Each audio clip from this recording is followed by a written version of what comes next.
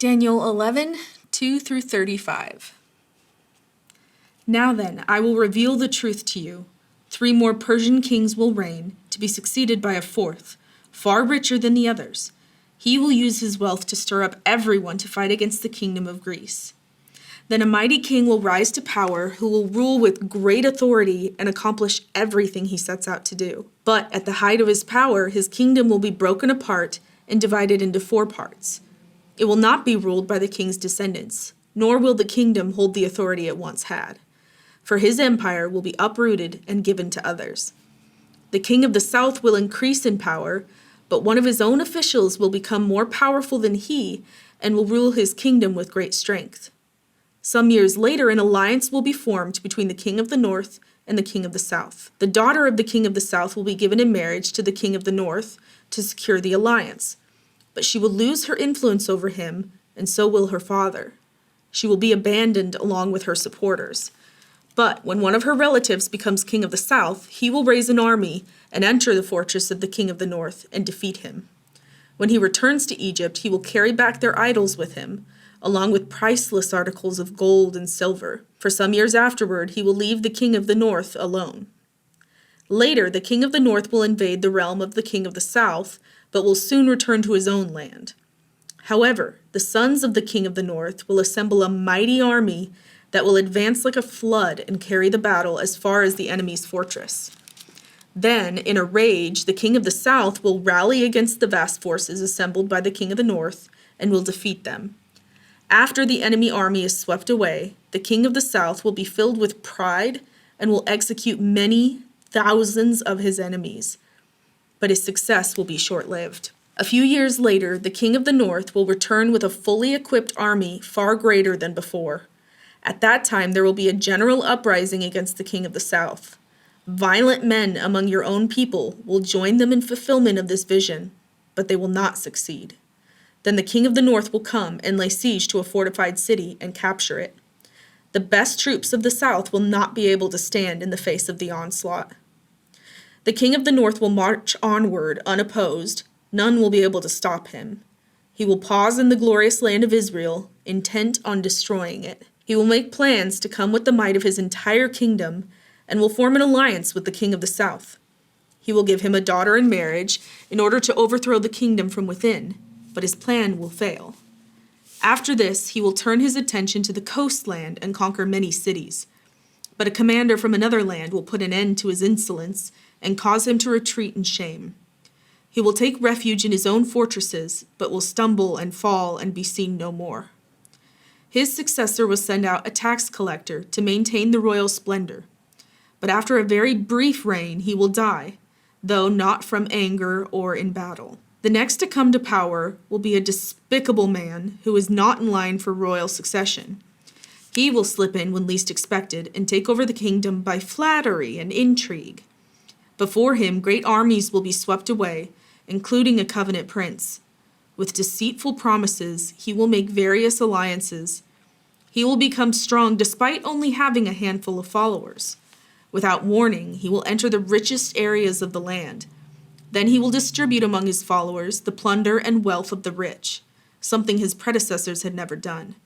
He will plot the overthrow of strongholds, but this will last for only a short while. Then he will stir up his courage and raise a great army against the king of the south. The king of the south will go to battle with a mighty army, but to no avail, for there will be plots against him. His own household will cause his downfall. His army will be swept away, and many will be killed. Seeking nothing but each other's harm, these kings will plot against each other at the conference table, attempting to deceive each other. But it will make no difference, for the end will come at the appointed time. The king of the north will then return home with great riches. On the way, he will set himself against the people of the Holy Covenant, doing much damage before continuing his journey. Then, at the appointed time, he will once again invade the south, but this time the result will be different. For warships from western coastlands will scare him off, and he will withdraw and return home. But he will vent his anger against the people of the Holy Covenant and reward those who forsake the covenant. His army will take over the temple fortress, pollute the sanctuary, put a stop to the daily sacrifices, and set up the sacrilegious object that causes desecration. He will flatter and win over those who have violated the covenant, but the people who know their God will be strong and will resist him. Wise leaders will give instruction to many, but these teachers will die by fire and sword, or they will be jailed and robbed. During these persecutions, little help will arrive, and many who join them will not be sincere. And some of the wise will fall victim to persecution. In this way, they will be refined and cleansed and made pure until the time of the end, for the appointed time is still to come.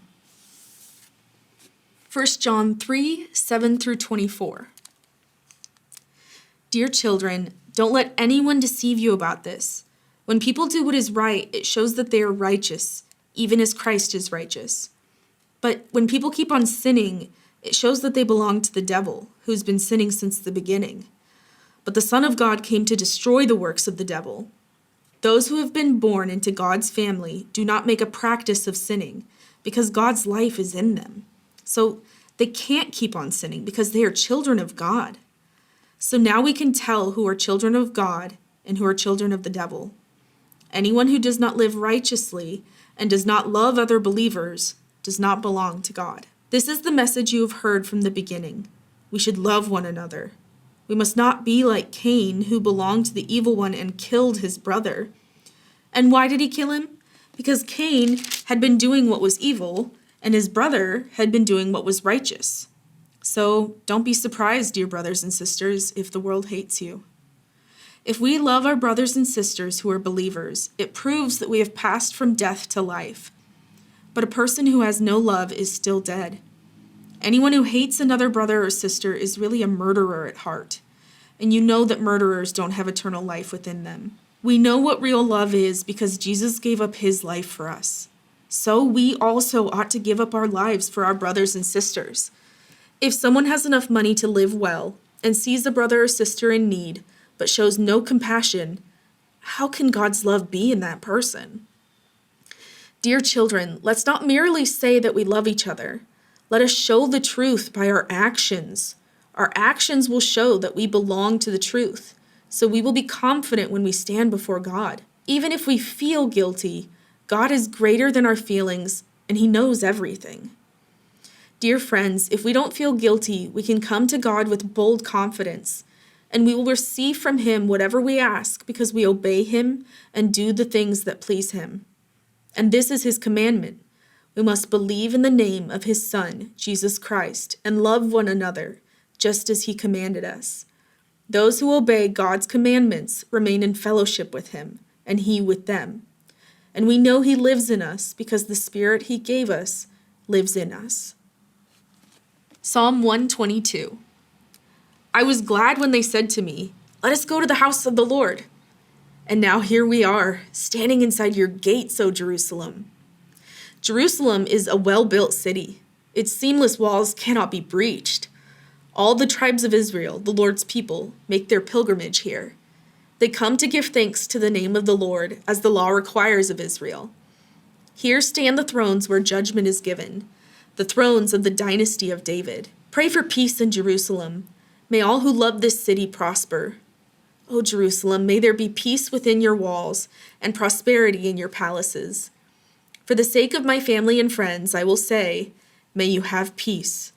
For the sake of the house of the Lord our God, I will seek what is best for you, O Jerusalem. Proverbs 29, verse 1. Whoever stubbornly refuses to accept criticism will suddenly be destroyed beyond recovery.